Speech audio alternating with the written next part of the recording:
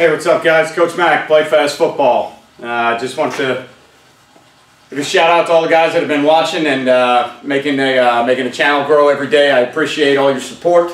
Also wanted to let everybody know that next week, February 9th, 10th, and 11th, I will be in Orlando speaking at the Glacier Clinic.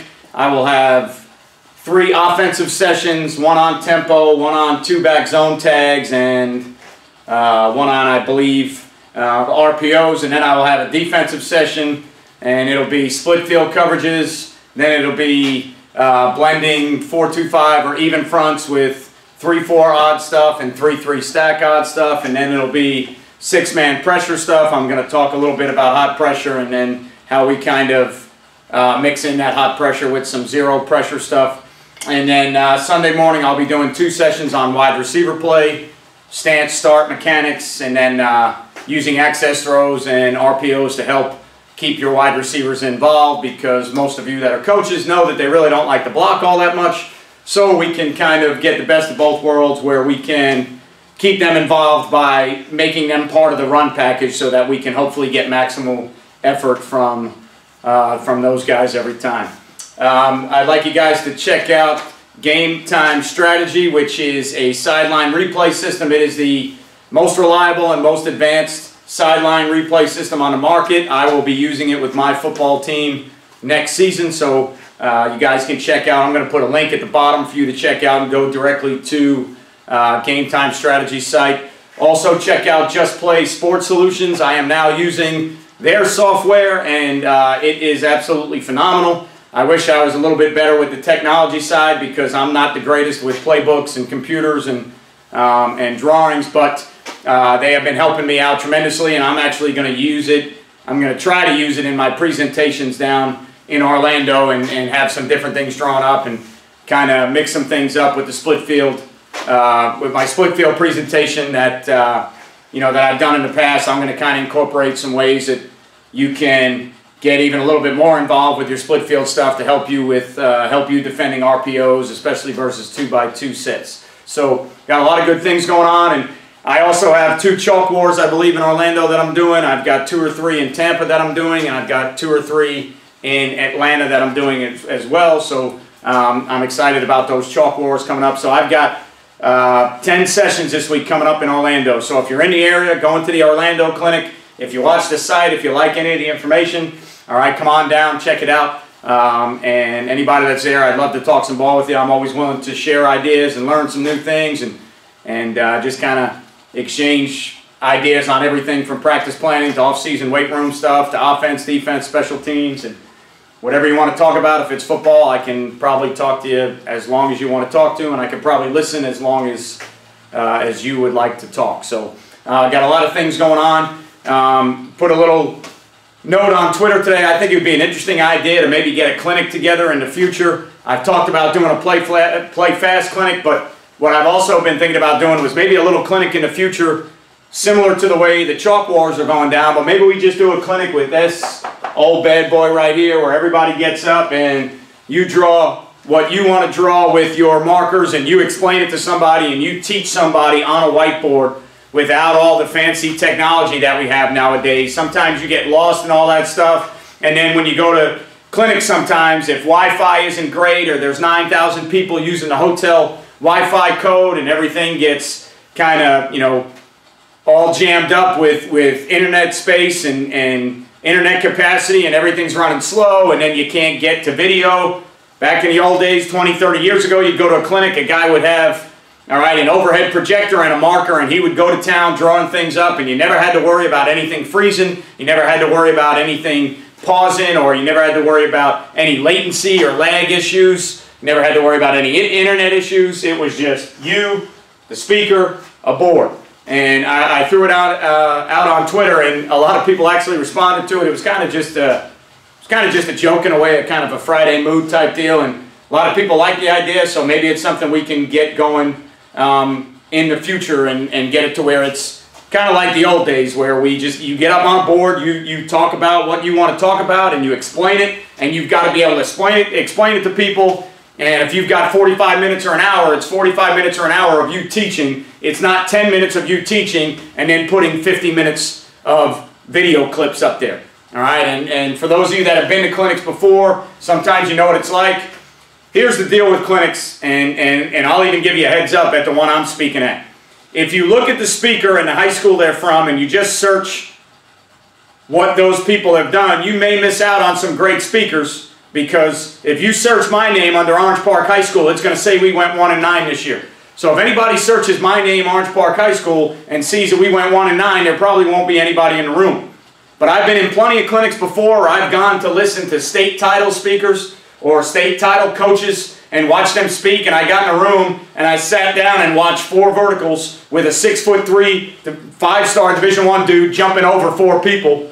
And I watched 30 of those clips with guys just going up and mossing everybody around, and nobody in the room is any better for it. So be careful when you go to clinics. Always kind of investigate, research, and clinics are hit or miss. You go in, you listen. You should know within the first 10 or 15 minutes if you like what you hear and if it's going to help you. But don't always go by the clinic schedule. And if you do go by the clinic schedule, then I'll probably not have a lot of people in the room, because we did not have a lot of success this past season as a team. All right, no excuses. There's reasons for it, but it is what it is. But the bottom line is there's a lot of talented speakers out there that can teach you a lot about the game of football that don't necessarily have the best win-loss record or the best resume. So don't cut anybody short just because of the school behind their name.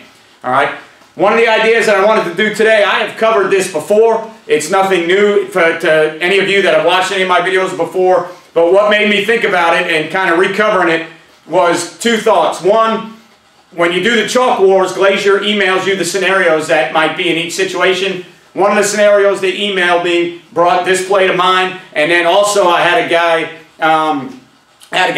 email me about playing with a shorter quarterback, and I have done a video before about playing with smaller quarterbacks, and this play was in there from a different formation, I believe, but I'm going to go over this play again. Those 2 thoughts right there made me think about how good of a play this used to be for us, and it's something we did not run last year or the year before as much, but it's something that really used to be a good play for us. And in the Glazier situation, in the chalk war, it presented itself in the perfect situation. The personnel I have at my school next year, it's a great play for us. And the coach that emailed me about playing with shorter quarterbacks, it's a great play for them. So what we're going to talk about today is a 3-step boot PPO pass option. Not a run pass option, a pass option, which means, all right, it is a read play. It does have reads built into the play. It works out perfect for us because of the way we protect our quick game. It's easy for us to call, all right, and we lull defensive ends to sleep in the quick game because we full slide everything. And what happens is our running backs, we cannot cut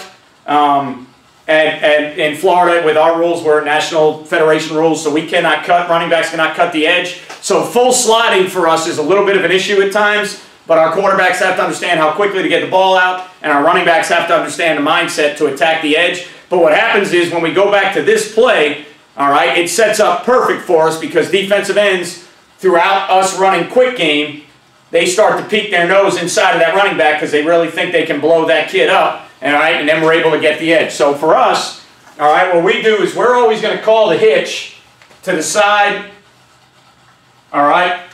The way we do it with our terminology, I would call the hitch side, which would also tell my O-line of protection. All right, so on this left side, we would know that we're running the hitch by the outside receiver on the left, and we would know that our O-line is full slided 1 gap to the left. All right, 1 word tells us the protection, and it tells us the front side.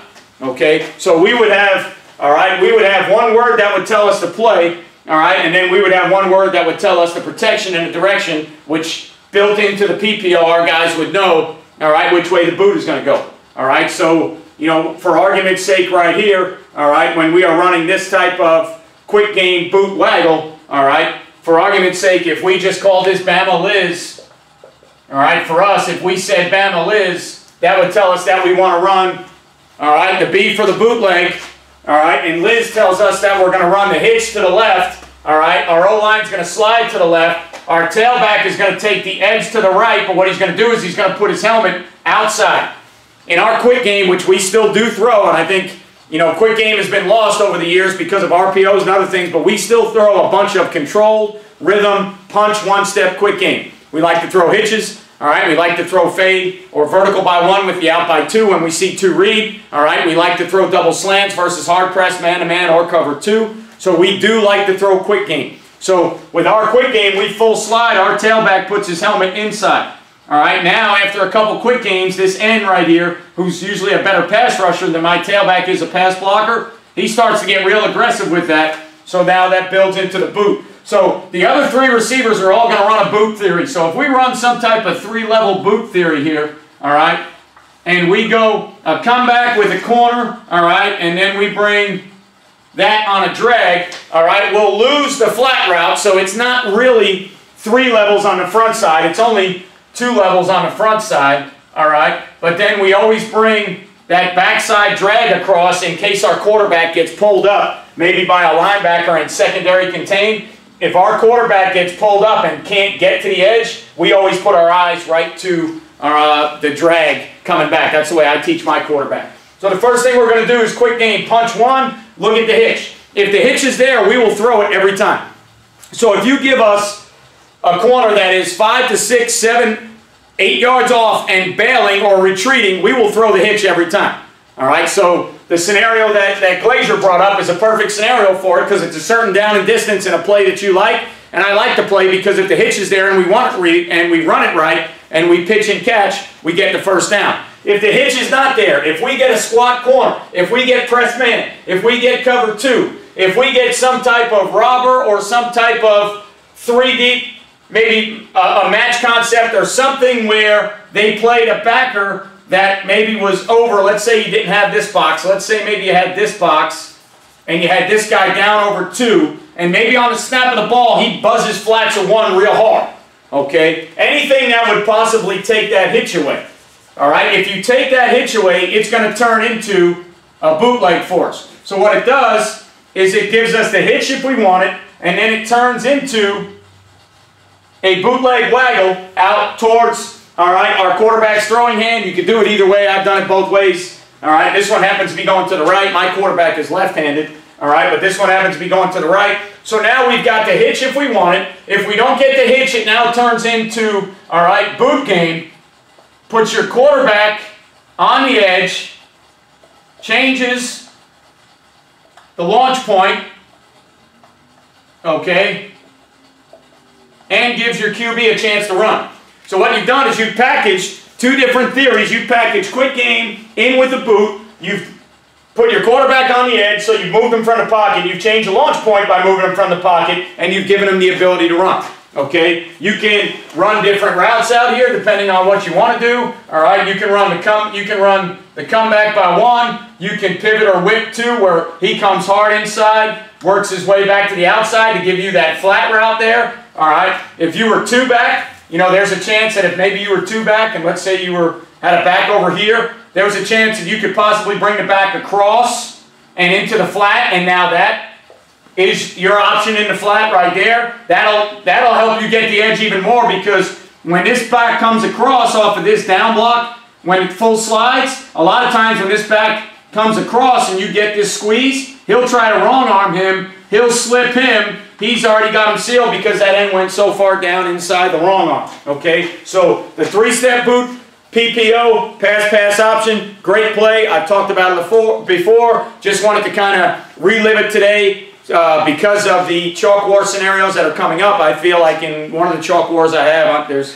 I got 8 different chalk wars. I'm on defense, I'm on offense, and I've got all kinds of scenarios, but I know for a fact there's one where this play in the down and distance is the perfect play for the down and distance, just for the chalk war scenario. So I wanted to kind of go through it again, bring it fresh into people's minds that haven't seen it in a while because the other video I did sometime last year. So I wanted to make it fresh in people's minds. Also wanted to get out there to everybody that follows the channel that I'll be in Orlando next weekend, the 9th, the 10th, and 11th, Friday, Saturday, and Sunday, speaking all 3 days. All right, and then anybody that's interested, I'll put the link on there for the game time strategy. Anybody that's interested in Just Play, if you want to send me a message, I'll put you in contact with the people at Just Play Sports Solutions. All right, and then if you follow on Twitter at CoachMac8740 and you saw any of the posts I made today, anybody that's interested in a whiteboard only clinic in the future. We might be able to get it going.